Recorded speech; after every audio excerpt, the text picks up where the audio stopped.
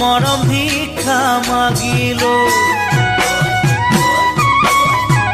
সেই ভিক্ষাদান জানানে নিৰ্মালিকা আৰু এই ওচৰত বিচাৰি মই নাপালো। মৰম মৰম বুলি জানানে নিৰ্মালি বহুতৰে ওচৰত মৰম ভিক্ষা মাগিলো। সেই ভিক্ষাদান জানানে নিৰ্মালিকা আৰু এই ওচৰত বিচাৰি মই নাপালো। সেয়েহে তোমাৰ কাষত আজি মৰম দান কৰিবা যেন ভাবি তুমি চাগৈ দিবা।